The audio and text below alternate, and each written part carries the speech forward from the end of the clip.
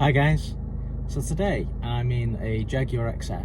It's the Asport Trim level. It's the MK1 Jaguar XF and it's on a 2014 64. And the purpose of today's video is I want to discuss with you why I think that the MK1 Jaguar XF is better in terms of styling and look and true to Jaguar's heritage than the Mk2. The Mk2 is a really nice looking car, don't get me wrong, inside and out, but I prefer the MK1 and I want to tell you why. So let's take it for a spin, we'll have a chat. So, as I said, this is a 2004 on a 64 plate, and it's the Asport Trim. Now, the Asport Trim, I've always been a bit, I don't know, put off by it, because I think, to me, a Jaguar's got this British heritage. It's this British classic car that you see them used in James Bond films and anything regal. The Queen's driven around in a Jaguar and a Land Rover, obviously, but Jaguar Land Rover's, much of the same company anyway. But, proper British brand that was producing, the old XJ Sovereigns and things like that back in the day. They went a bit wayward with the X-Type and the S-Type. They were, the used prices on them's, you can pick them up for peanuts and good reason. They've got a Jaguar badge on them, but I mean, I think by Jaguar's own admission, they weren't great, and they were when Jaguar had gone downhill. And to sort of restore that brand and restore people's faith in the brand, they came up with the XF.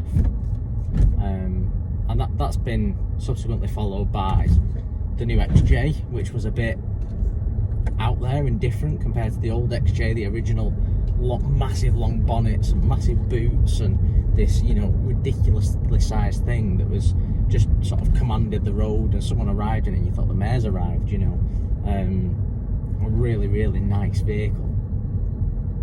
So the new version of the XJ really sort of, when it turns heads, it's a stunning vehicle. It's a proper competitor of like the Mercedes S-Class and the Audi A8 and the BMW 7 Series.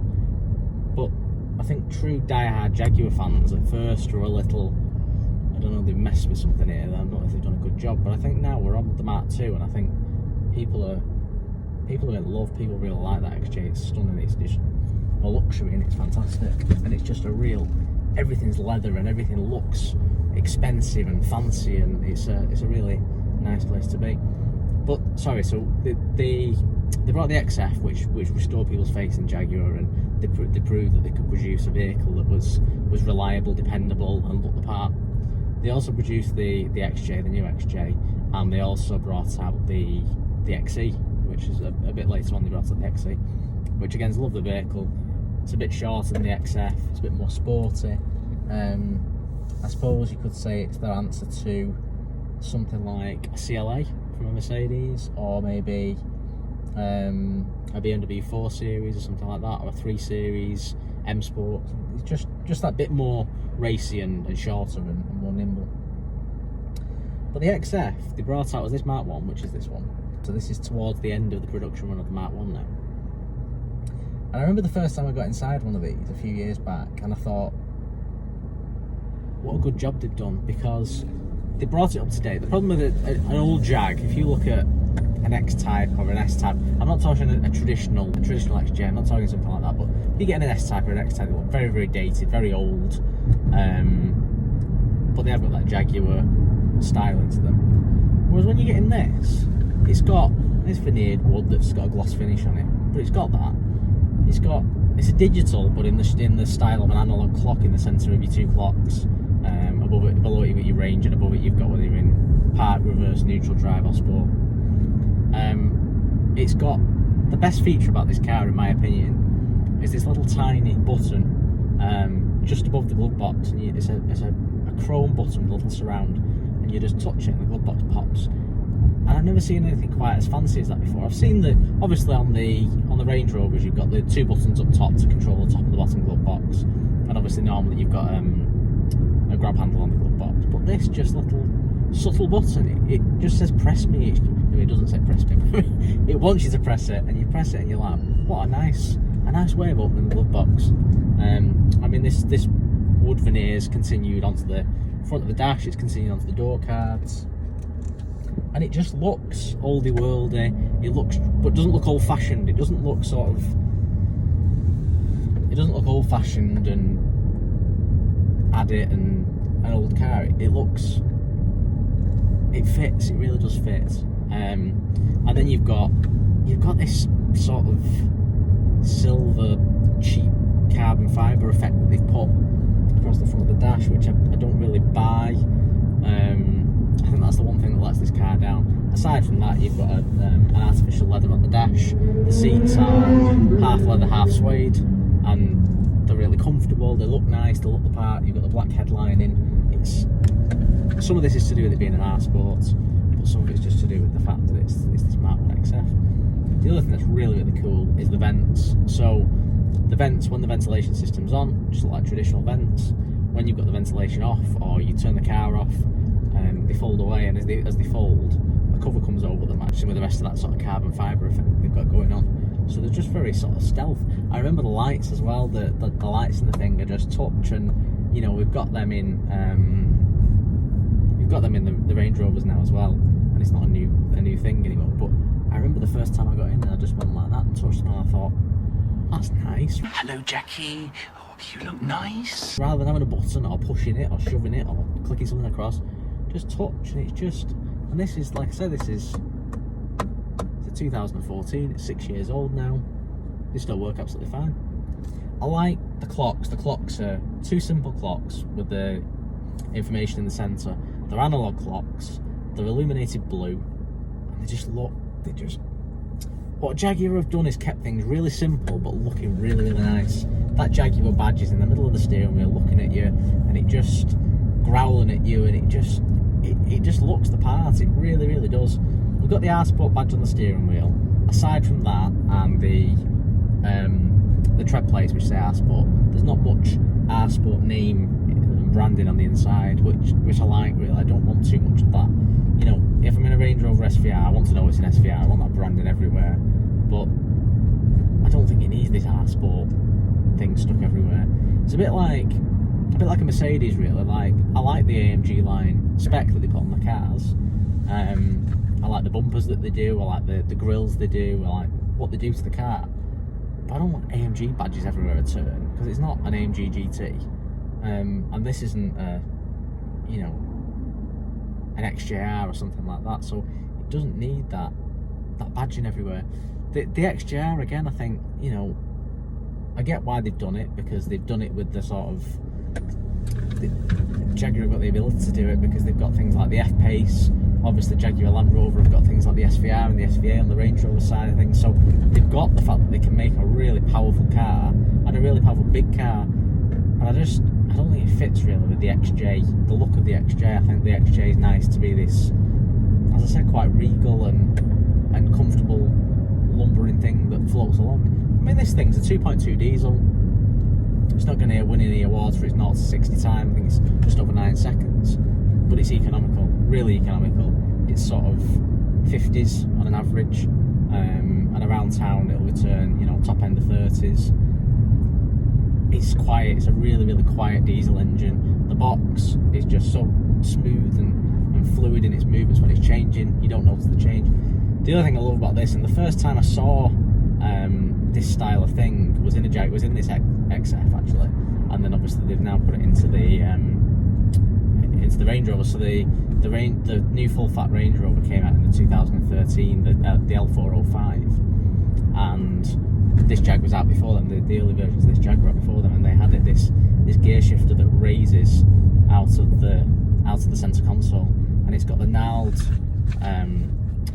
polished chrome finish on it, which looks really nice. And it raises up, and then when you finish with it, you turn the engine off. It just sinks back gracefully away, and everything sort of reveals itself in this car. You know, the cup holders, you press a little button and a flap peels back. The the ashtray, you press a button and the flap peels back. You've got a bit of a centre cubby hole.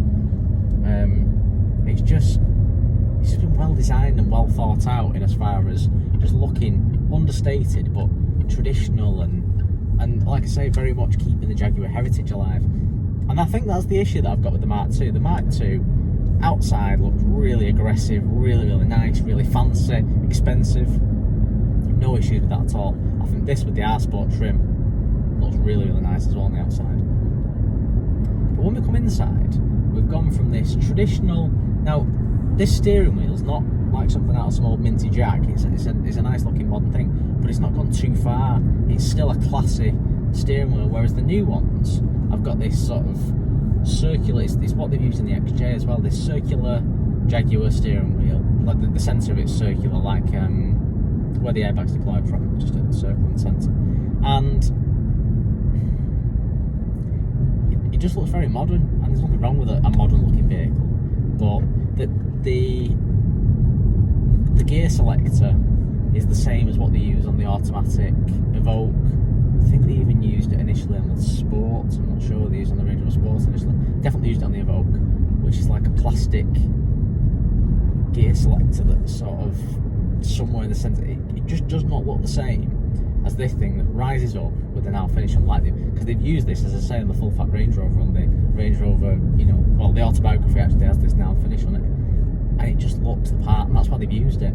So I don't know why they went away from that, and maybe it was just to have more of a sporty look, or I don't know.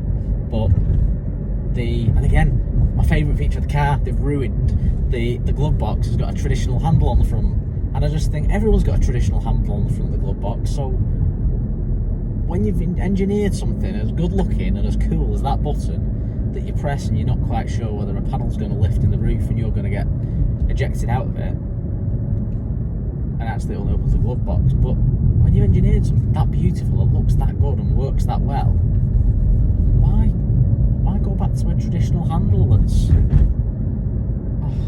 I don't know, I sort of despair sometimes with how manufacturers think an improvement is something that to me is a step back. But aside from the fact that as I said, the new one is much more modern, and if that's your bag, if you want a really modern car and you like the outside looking sporty and modern, and it looks very expensive the outside, then get the Mark II. You can pick one up used now, a few years old, for really reasonable money.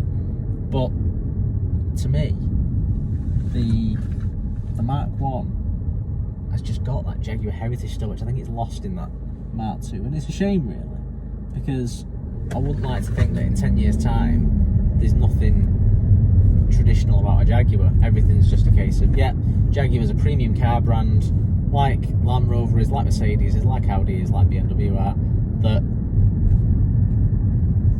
they're a nice looking, expensive saloon car. They've got something C-Class sized, something S-Class sized. I don't think they've got an E-Class variant really, have they? They've got a Q3 and a Q5 size thing, and that's that. They're just another bit of competition, and they've not got that. Like if you look at Bentley or someone like that, and I know that's jumping to another league when we're looking at new prices, but if you look at something like Bentley, their new Bentayga, which I've done a review of, they've got that Bentley heritage in it, and it's still got that clock in the middle of the dash, and the pulls on the ventilation systems. It's still, you're in a Bentley, and you know where it's come from, and you know the heritage that came with that. And I think that's what Jaguar's got on this, and that's what they've captured perfectly, and it really works. And I think if you go for the Mark II, I think you lose a bit of that, and it's still a really nice car, but I just think I'm no sort of Jaguar purist and Jaguar enthusiast. I'm not someone who's dedicated to the brand and a big fanboy of Jaguar, but I just think they did a lot right, not with the X-Type and S-Type, but they did a lot right with their cars, and people love that. And I think if you speak to someone in the 60s and say about a Jaguar, they say, oh, good British car, and oh yeah, they sort of see it as better than a BMW and better than a Mercedes, and arguably on the road they're German made, they're probably better quality than some British stuff, but it's not that. It's got that name and it's got that heritage, and I think they brought it back on track. This again was the car that brought Jaguar back from ruins really, with the X-Type and the S-Type. So I think Jaguar owes a lot to this vehicle, and I think now if you look how much you can pick one of these up versus a Mark II. I mean, this is, like I said, this is one of the later Mark 1s, and this is probably the one to go for, really, because, you know, there was a few bits with the early Mark 1s that needed polishing and sorting out, and towards the end of the production run, you know, they've nailed down all them things. And I just think that this is the car, this is the one you want. If you're going to go for an XF, for me, this is the one you want. Down to a matter of opinion, I know some people will probably disagree with me. If you do disagree with me, let me know in the comments. If you agree with me, let me know in the comments. Let me know what your thoughts are. Do you agree, or do you think, no, you're talking a load of old rubbish, and actually you're better with the newer one, it's better equipped, it's more modern, it's better spec? You know, let me know. If you've enjoyed this video, please do like it. That really helps me out. And please subscribe if you're not already subscribed. And I will see you all very soon.